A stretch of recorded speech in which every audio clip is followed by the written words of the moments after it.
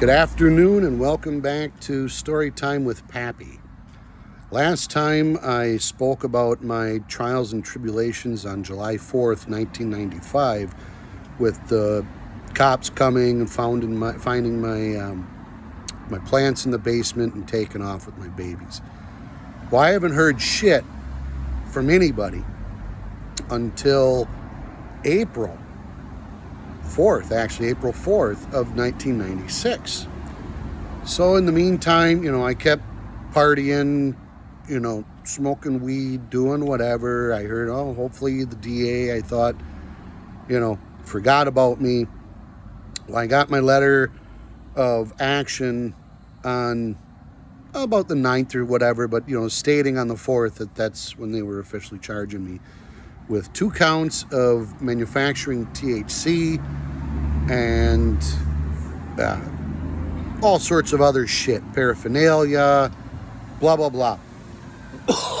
Carried 2 3-year sentences as a felony. And I'm thinking, you got to be shitting me. 3 little fucking plants. Well, they weren't little, but, all for my personal use, and these cock-knockers want to put me in prison. So it's not going to happen. So contacted my lawyer friend, Joe, and went through everything, did all the pleadings, all that bullshit, pled no contest, ended up getting, going to in front of the clerk of courts and shit. It's not handled by a judge, it's handled by clerk of courts where I was from. And ended up with 2 years probation, served concurrently, which means I served both years at the same time. So in essence, it was, 1 year of going to see a probation officer and pissing in a cup, all that bullshit, right? Had to have a drug and alcohol assessment, which I don't know why alcohol, because there's no alcohol involved, but that's what these pricks fucking do. So anyway, get my orders. Now I got to go to meet with Mark D. I'm not going to tell you this douchebag's last name, but he's a fucking douchebag. So anyway, I go to see Mark, go in for my appointment, and go through the whole list. This is what you got to do. This is what you can't do. You got rid of it. You have to get rid of all alcohol in your house, all drugs, everything. I'm like, why even alcohol? Well, it's a stepping stone. You're evidently an addict to marijuana. And, I'm thinking to myself, pull out my cock and jerk me off properly, because we know this is all bullshit. So anyway, though, he's telling me I can't have alcohol in the house, all that other crap. So I have to go see him once a month to piss in a cup. He can also have unannounced visits to my house, just to make sure I'm behaving and I'm being a good boy, So as we're sitting there, we're just going through the normalities of it. Finally, he says to me, excuse me, he says, well, I'm going to need a sample of your urine.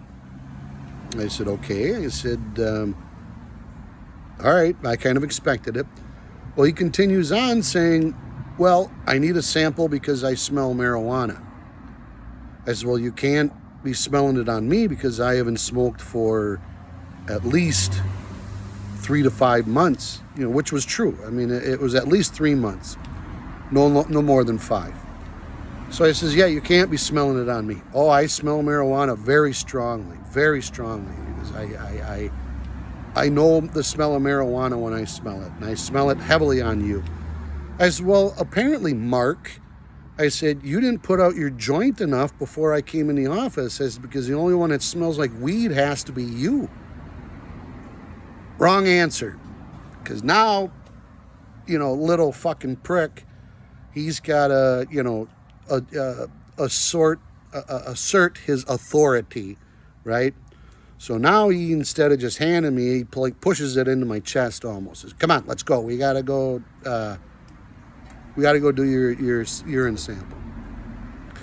So we go in, I go in, and there's this strange looking mirror, and I'm thinking, and I couldn't open it. It wasn't a chest mirror. It was just a flat against the wall, and I'm thinking this pervert's gonna watch me piss.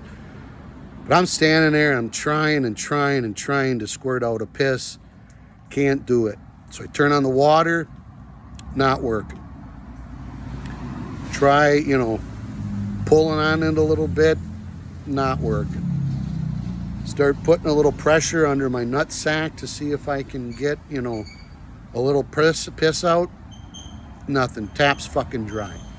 But I have the sensation of piss, So apparently I've got all those Packer games and Brewer games pissing in public. I mean, I guess that must have been the beer talking, because I couldn't squirt a fucking drop to save my life.